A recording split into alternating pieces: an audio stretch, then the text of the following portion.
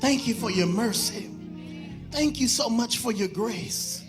Thank you for loving me. In spite of my sins, he still has been kind to me. Am I talking to anybody in here whose been brought through some things, but God has kept you? And now the word is found in Job chapter 1. Job chapter 1, verse 6 through 22. As I was laboring through the Bible, the Lord led me to this passage. He said, now more than ever, this house needs a word from the Lord.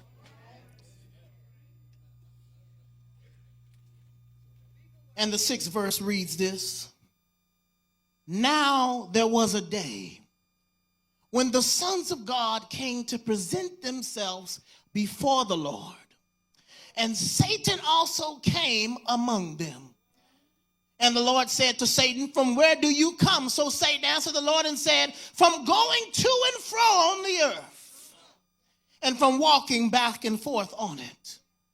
Then the Lord said to Satan, have you considered my servant Job, that there is none like him on the earth, a blameless and upright man, one who fears God and shuns evil?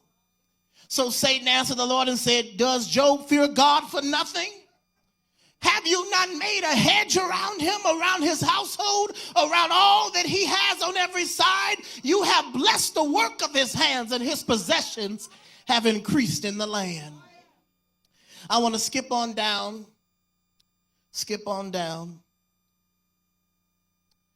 And it says, and naked I came from my mother's womb, and naked I shall return to thee. The Lord gave, the Lord has taken away. Blessed be the name of the Lord. You may have a seat on this morning. I want to use for a meditative thought, when all hell breaks loose. When all hell breaks loose. Everyone here this morning can say that you've had a Job moment. A day when the sky darkens and the winds begin to howl, and trouble comes not in waves, but it comes in like a tsunami, killing to destroy you. You wake up faithful and you go to bed devastated. You tithe in the morning, and somehow by the evening you're crying over a phone call, a pink slip, or a doctor's report. But the text before us today is not a parable. It's a divine chronicle of one man's journey through relentless suffering. Hell breaks loose is not because of Job's sin, understand it. It's because of his righteousness. And many are the afflictions of the righteous, but the Lord delivers him out of them all. Let us walk with Job, not to just understand Job's pain, but to see God's purpose in the pain. So here first I want to pull out verse 6 through 12. Here you have a battle in the invisible realm.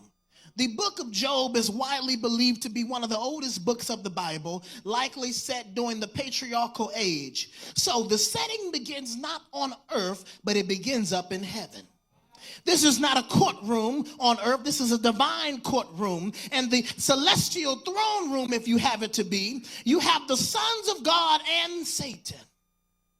So sons of God represents angelic beings, and then Satan, or Satan in Hebrew, means the adversary or accuser. It's not a proper name, but it's a title of function. Satan is not ruling hell here. He's reporting to heaven, and he is on a leash and must receive divine permission to act. But you know how that old snagger-tooth line can be. God boasts about Job, and he's blameless, he's upright, he's one who fears God and shuns evil. Spiritual attacks do not always come because we've done wrong. Sometimes the attack will come because we've done right. And after you've done all that you can do, sometimes all you can do is just stand. So God's people may suffer not because they are unrighteous, but because they are being showcased by God to silence the accuser. Here we see earthly destruction in verses 13 through 19. This is literally when hell begins to break loose. You have 4 waves of disaster here in the text. The first one is the Sabians. They steal oxen and donkeys and kill the servants. Fire from heaven burns the sheep and the servants. The Chaldeans raid and kill more servants. And then you have a mighty wind that collapsed the house and kills his 10 children. So the attacks come in a rapid succession. While one was yet speaking, the other one is coming up behind. This is what I believe to be a coordinated spiritual warfare here, because there's economic collapse, there's natural disaster, there's criminal violence, and there's personal loss. What do you do when everything in life comes down around you and all you have is but that Bible that you can go to God in prayer? I believe that church is right there in this moment right now. What do we do when all hell has broke loose? When our shepherd transitions, how do we find our way forward? Well, the Bible is clear. It says, be not dismayed. Whatever betide, God will take care of you. And I just believe this morning that Mount Pleasant, I know it feels hard right now. I know it feels weary right now, but I believe the Lord is sending your shepherd down the road. And I believe that all you have to do is keep trusting God, because one day the shepherd will present himself right before you, right before your eyes, and you will find yourself praying and worrying, Lord, is it thee? All you have to do is trust God, because God is not one who leaves his church in the blind. God is one who tells his church, if you just trust me, I'll be there right with you. So here in the text, you have Satan's scheme. Satan is testing Job's integrity, supposing Job's faith is only transactional. So the question of the text is, does Job fear God for nothing? Sometimes God allows hell to break loose to prove that your faith is not for sale. Because in Job's response here, you have worship in the middle of wreckage. You have here, he mourned honestly. So Job tore his robe and shaved his head. That was an act of grief there. But then you have true faith. True faith doesn't deny pain. It walks through it honestly. Sometimes God can't help you because you're not honest with God in the first place. If you just tell God, Lord, I don't know what to do. I'm going through hell and high water. I need thee right now. He worshiped humbly. Then he fell to the ground in worship. Worship is not a response. He's not responding to his circumstance here, but he is responding to the character of God. So he acknowledged God's sovereignty. The Lord gave, the Lord has taken away. Blessed be the name of the Lord. Let me stop right there. Some of y'all looking, why would that fool who's lost everything, even in the midst of him losing his children, losing his house, losing his bank and everything else, say, blessed be the name of the Lord? Because he understood that everything that was happening around him was not because of him. It was so that God could prove to him that his faith is bigger than your current situation. I feel like preaching this morning. So the Lord gave, the Lord has taken away. Blessed be the name of the Lord. He attributes sovereign control to God. That even in the middle of God taking things away, hell may break loose, but heaven can still rule the situation. Here's the theology of the text. Why do the righteous suffer? The book of Job does not give a simple answer to the problem of evil, but it reframes the question. Instead of why do bad things happen to good people, the question becomes, can goodness endure even when bad things happen? It's in the text. God's justice is not always immediate, but sometimes God's justice is ultimate. So God did not cause the disasters, but he did allow the disasters to happen. Satan could not touch Job's life or possessions without explicit permission. Understand this here. The devil can't do to you unless he asks God for permission first. You sitting there talking about the devil. No, but it ain't the devil. That's the Lord testing you. And sometimes through trials and tribulations, sometimes God just wants to see, are you strong enough to handle what I put on you? So this is not dualism. It's Satan. Satan's not God's equal. He is a creature on a leash. Satan is literally God's dog, and what God is walking that dog down the street, telling him exactly what he needs to do here. But you know, sometimes a dog might need to be checked a little bit. Sometimes when I'm walking my son Bentley, I have to check him and remind him I'm in control. We going this way. And that's just how God treats the devil. Sometimes he had to say, I told you to mess with him. I didn't tell you to do that to him. And he has to reel him back in and say, all right, listen up. You meant evil against me, but God meant it for good. Let me understand this here. From Job now switching to Jesus, Job is a type of Christ. He's innocent. He's suffering. He's interceding for others. Jesus, too, was blameless. Jesus was upright, yet suffered more than any man. Job's question, why, is echoed to Jesus here. My God, why have you forsaken me? But on the third day, the tomb was empty, and God had the final word. So what do you do when hell breaks loose? Number one, you have to understand you're in a war zone. Don't be shocked when spiritual warfare begins to show up, because you're not being punished. You might be being promoted. Then you have to grieve honestly, but worship relentlessly. So faith doesn't take away your feelings, but Job tore his robe and he worshiped anyway. What does that look like? When somebody is doing bad to you, sometimes you got to tear that robe and say, blessed be the name of the Lord. When you have no money in the bank, no car to drive, and you're wondering which way do you turn, tear that robe. Blessed be the name of the Lord. When I don't know what God's going to do in the church, tear that robe. Blessed be the name of the Lord. In his ashes, you got to let your altar arise. So when hell is coming on you, you can't always cuss it out. Y'all know how I'm in the right house this morning. Y'all saw them facial expressions change up on me. Sometimes you want to cuss it, but sometimes you got to say Jesus and speak to that thing from which it came.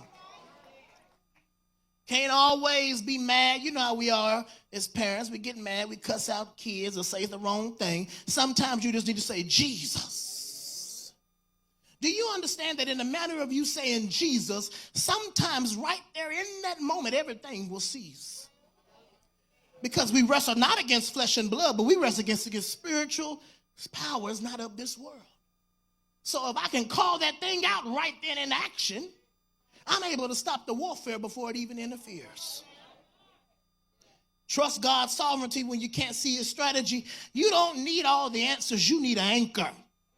Even when God is silent and he ain't talking to you, he is not absent from your life. You have to be able to trust God even when you can't trace God.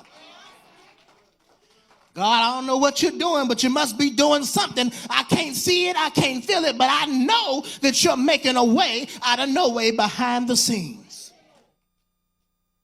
Hell may break loose, but heaven still speaks louder. Loss may scream, but grace whispers. Pain may strike, but purpose survives. So like Job, we may never fully understand the why, but we are invited to trust the who. Though he slay me, yet will I trust him. So if you're in a Job season, if hell has broken loose in your life, don't walk out of this moment without falling to your knees like Job. Sometimes you got to worship God anyway. You got to trust God anyway. He gave, he took, but he is still worthy. He took away this, but he is still God. I don't know what it looks like, but God is still able to do exceedingly abundantly above all that I can think. Hope I feel like preaching in here. If we just trust that God knows what he's doing, he's able to provide and make a way for you. Yes, Job lost his oxen, but the Bible said he still had his obedience. He lost his camels, but he kept his character. He lost his sons and daughters, but he kept his song. He lost his money, but he held on to his faith. The devil hit him with everything that he had in his power. But Job stood up in the middle of rubble, tore his clothes like a priestly garment, shaved his head like a mourner, shaved his feet, fell on his face like a worshiper, and said, the Lord gave, the Lord has taken away. Blessed be the name of the Lord. Let me give you a Bible lesson while we shout here. The first word in Job 1:1 was there was a man. But by the end of the chapter, it's no longer about a man, it's about the majesty. So Satan had permission, but he did not have power. He had access, but he did not have authority. He had a plan, but God has a purpose. And Job literally says, though he slay me, yet I'm going to trust him. So I hear Job in here, but I also hear Jeremiah in ruins saying, this I recall to my mind, therefore I have hope. And it is of the Lord's mercies that we are not consumed. Lamentations 3:21-22. I hear Habakkuk saying, when the fig tree failed and the flock was cut off and the fields were empty, yet I will rejoice in the Lord. I will find joy in the God of my salvation. Habakkuk 3:18. I hear Paul in a Roman prison, chained to suffering, but not chained in spirit. We are hard pressed on every side, yet not crushed, persecuted, but not forsaken, are struck down, but not destroyed. 2 Corinthians chapter 4, verse 8-9. Now, church, here's your shout. Chapter 1 is not the last chapter.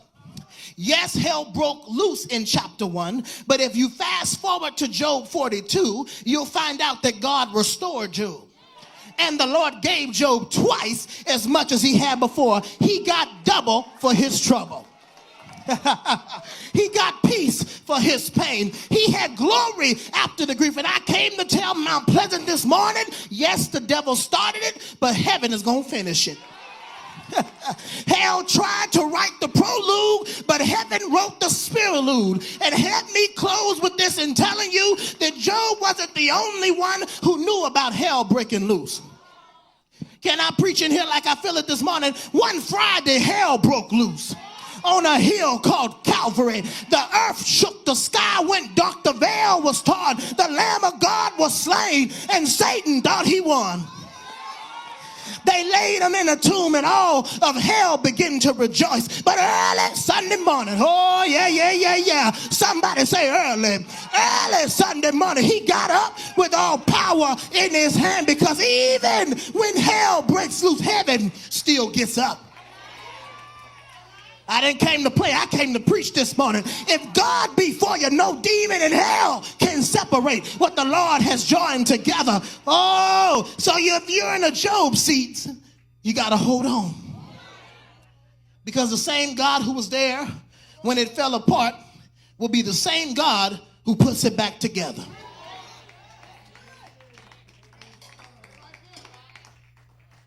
Let the storm rage, let the losses pile up, let the tears fall, but don't let your praise die. Hell might break loose, but heaven is breaking through. Hold on, child of God. It's coming back double. It's coming back better. It's coming back stronger. Tell your neighbor, I might be in ashes today, but glory is on the way. Weeping may endure for a night, but joy comes in the morning. Blessed be the name of the Lord. Let me hear D flat. I'm ready to get out of here. Job said, blessed be the name of the Lord. Because it was not after he got a blessing. Yes, but he was after he lost everything. Can I preach in here this morning? Not at the birth of a child, but at the burial of 10 childs.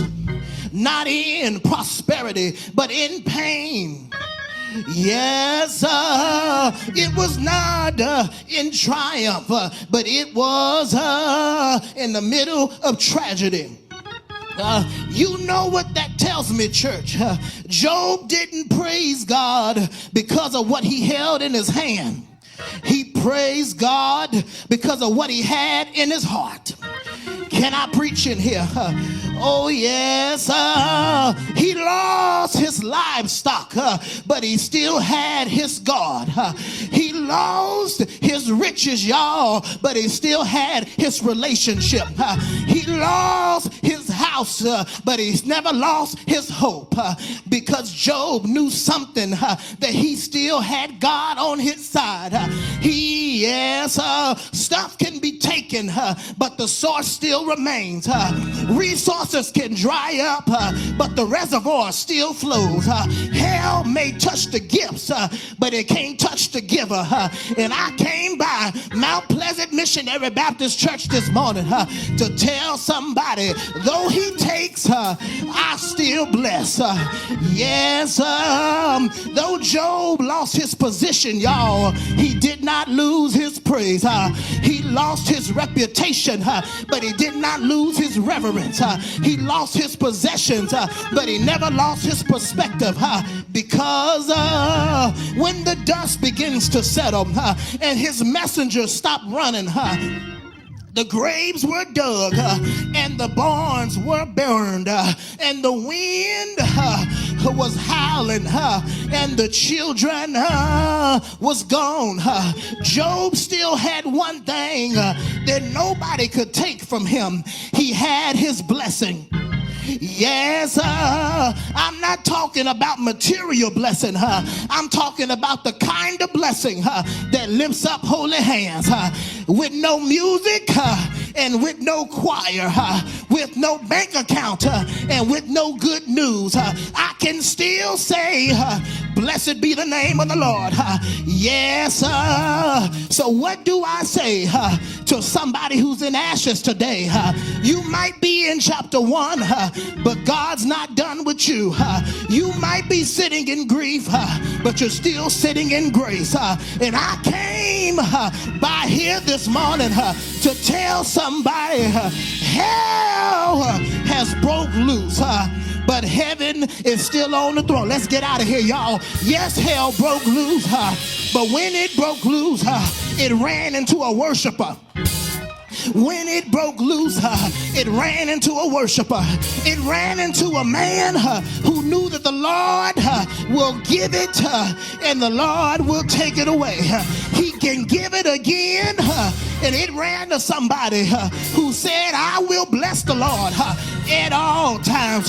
His praise shall continually be in my mouth. And so if you're in the fire, keep on blessing him. If you're in the storm, keep on lifting him.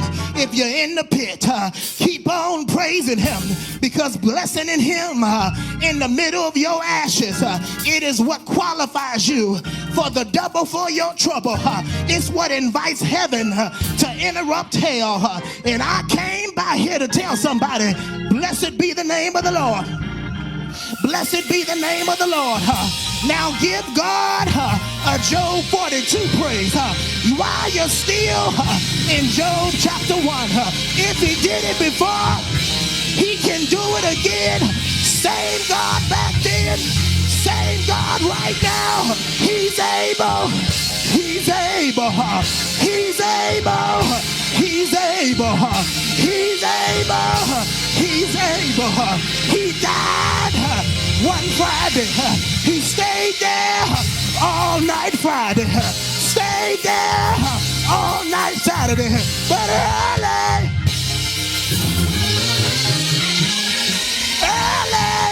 he got up. He got up. If you know he got up, say yes. Say yes. Say yes. Say yes. Yes. Say yes. He got up. If he can get up, you can get up. If he can survive, you can survive. Be not dismayed, whatever betide, God will take care of you. Mount Pleasant, lean in with me. Touch a neighbor, grab that neighbor by the hand. Say, neighbor, God's gonna bring us through this. Neighbor, what the devil meant for evil, God meant it for our good. We gonna make it, and when we make it, no demon in hell can separate what God has joined together. You might have lost some people, more people on the way. Might have lost some money, more money on the way. God's getting ready. He's getting ready. Not gonna have to do 2 services. He's getting ready. What God meant for your good, He's able. Now, if you know God is good to you, I want you to give God a Job chapter 42 praise. If you know He's been good to you, I want you to wave your hands. If you know God's been good to you, I want you to jump up and down. He's been good. He's been good. Say yes.